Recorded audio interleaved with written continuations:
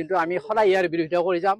আমি ৰাইজৰ পৰা সহায় সহযোগিতা বিচাৰিছোঁ আৰু ভাবিছোঁ যে আপোনালোকৰ জৰিয়তে এই মেছেজটো যাব যে ইয়াত কেৱল এই মুখ্যমন্ত্ৰী হস্তক্ষেপ বিচাৰিছোঁ যাতে আমাৰ ইয়াত এইখন খুব উজ্জীৱিত হ'ব, ধুনীয়াকৈ এখন দান্তব্য চিকিৎসালয় হয় আৰু তাৰ চিকিৎসাৰ সুবিধা আমাৰ এই বৃহত্তৰ অঞ্চলৰ ৰাইজে ল'ব পাৰে। আমাৰ ইয়াতে ভোমলাহাটী এলেকাত দাতব্য চিকিৎসালয় এখন আছে, ভুৱনেশ্বৰ বৰুৱা দাতব্য চিকিৎসালয়। চিকিৎসালয়খন 52 চনত স্থাপিত হৈছিল। বৰ্তমান এই চিকিৎসালয়খন চলি আছে, কিন্তু আমাৰ পূৰ্ণাংগকৰণ পৰিস্থিতি লৈ নোহোৱাৰ কাৰণে ইয়াতে স্থানীয় ব্যক্তিগত বিদ্যালয় এখন, শংকৰদেৱ শিশু নিকেতন বুলি বিদ্যালয় এখন স্থাপন কৰিছে আৰু তাতে ওচৰত থকা গছবিলাক ডাঙৰ ডাঙৰ গছবিলাক কাটিছে। ৰাইজে কোনো অনুমতি নোলোৱাকৈ, কোনো প্ৰস্তাৱ নোলোৱাকৈ, ৰাইজৰ মিটিং আদি নিদিয়াকৈ।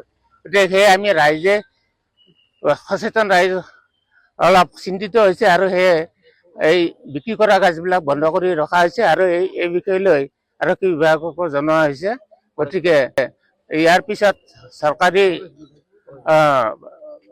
ফৰেষ্ট ডিপাৰ্টমেণ্টকো জনোৱা হৈছে আৰু ইয়াৰ ব্যৱস্থা ল'বৰ কাৰণে আমি চৰকাৰক অনুৰোধ কৰিছোঁ।